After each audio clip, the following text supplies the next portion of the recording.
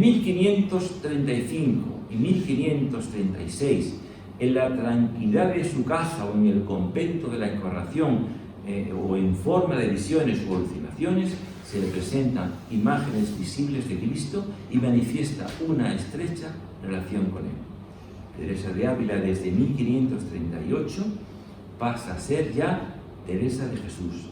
Y cuando su tío le regala el abecedario de Osuna para Teresa, fue otro elemento muy importante en su largo proceso de 20-25 años de introspección solitaria.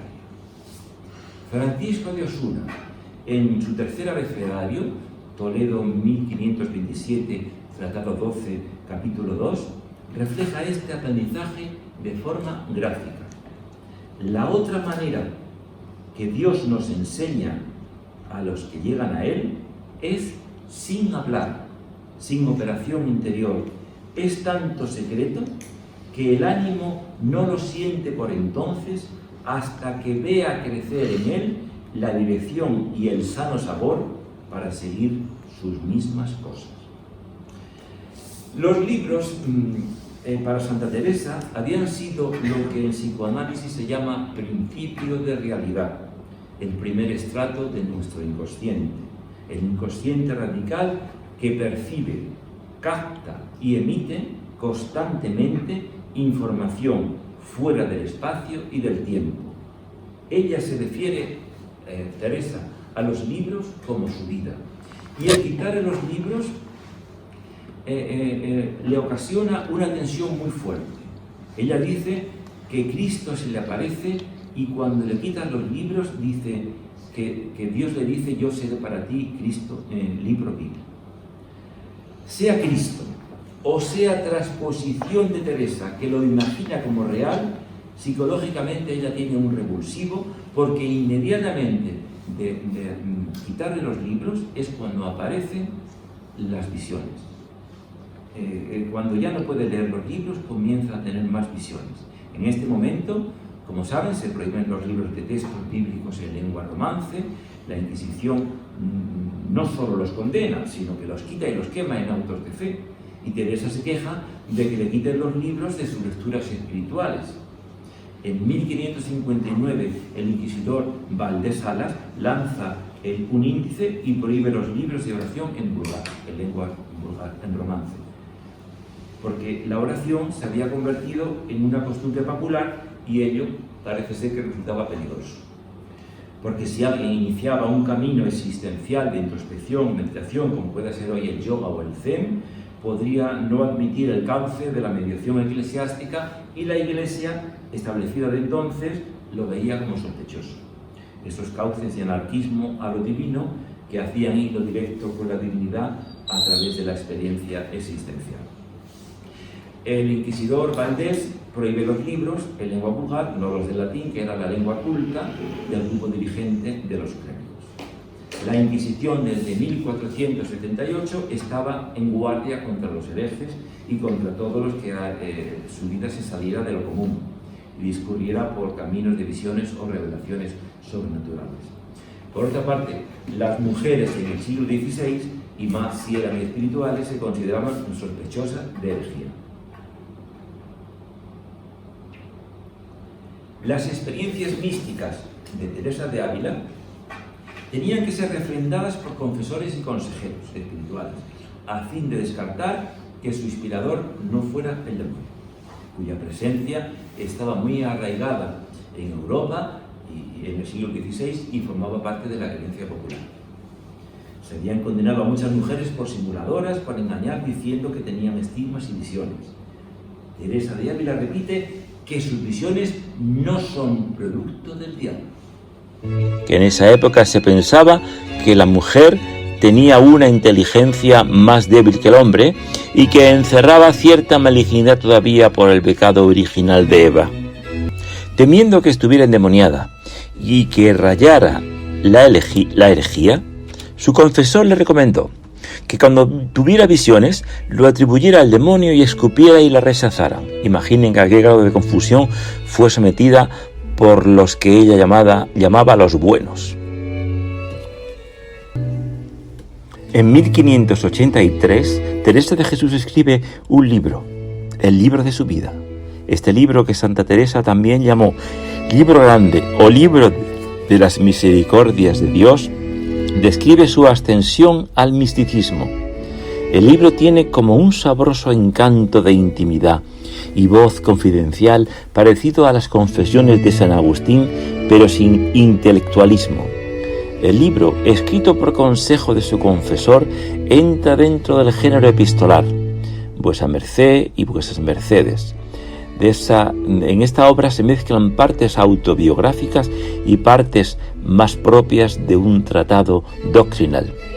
El libro de la vida surge precisamente como justificación de sus confesores, donde anota su experiencia interior y no encuentra palabras fácilmente para expresar una experiencia que siente en el alma. Pues no hay entonces modelos literarios para explicar las vivencias internas. Ella es una precursora en este género.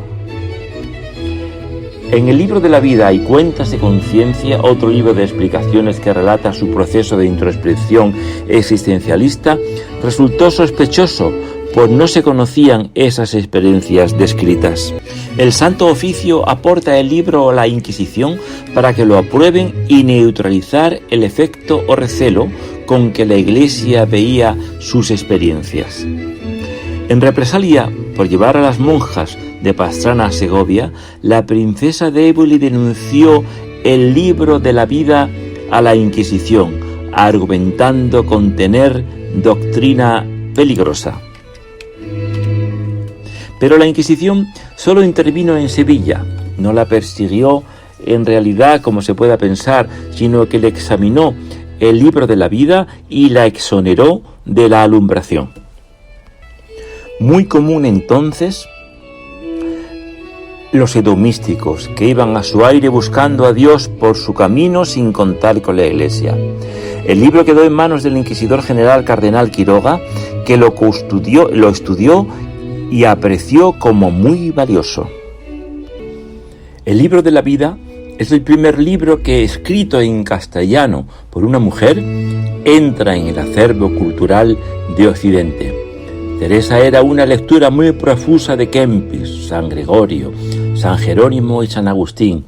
Era muy culta por lo mucho que leía y no era nada frecuente en las mujeres de esa época, y además tenía una formación de libros y una formación oral, ya que entró en contacto con San Pedro de Alcántara, San Francisco de Borja, los dominicos de Salamanca, lo más granado de la época. Ella subrayaba todo lo que leía y lo que oyó de los labios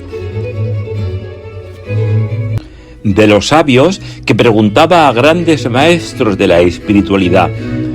Y escribe como se hablaba en Ávila en aquel momento. Su afición a la lectura era familiar. Su padre, seguidor de Erasmo, poseía una gran biblioteca, muy rara entonces, con vidas de santos, mártires, libros de caballería, entonces penados, y no estaba tranquila si no tenía un libro nuevo cada día en sus manos. Las Confesiones de San Agustín se editaron en castellano en 1554 y a los 15 días las tiene Teresa, y se ve reflejada en ese libro, y se produce un impulso de conversión que le influyó mucho posteriormente. Tuvo una preparación y formación técnica nada común en esa época. Ella decía que tenía que leer todos los días porque era importante para el alma como el comer para el cuerpo. Como entonces los niños no iban a la escuela, su madre le enseñó a leer y así decide ser monja en contra de su familia, buscando un refugio para no casarse a los 20 años. Seguramente se rebela contra el padre, ya que no quería pasar a la autoridad de un hombre y perder su libertad.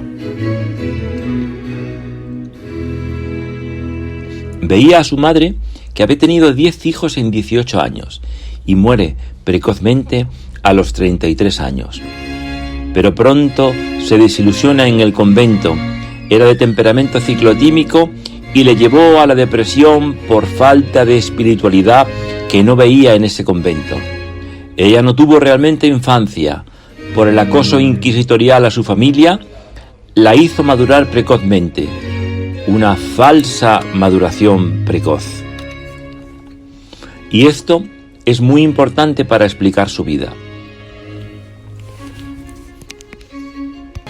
El linaje judío de su familia le produjo una disociación de su personalidad y quiso ser una cristiana perfecta, pero sin renunciar a la cultura judía. En su niñez, los pleitos con sus tíos para comprar la hidalguía y la condición de judío conversos le influyeron. Brillan en ella los personajes judíos como Moisés, Salomón y David, pero no cita a judíos conversos. Ella, judío-española, hispano-hebrea, con una riqueza cultural grande y una religión crítica junto a una cultura judía muy compatible con las dos culturas.